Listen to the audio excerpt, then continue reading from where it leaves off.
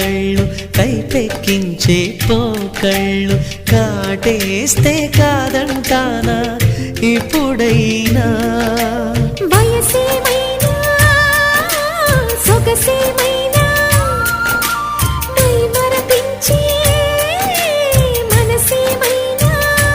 నవ్వు నవరాత్రి నీ కోసం తీసుకువస్తున్నా మైనా ఏమైనావే మన్మథ మాసం అయినా ఎంతైనా ఇది మెత్తని మోసం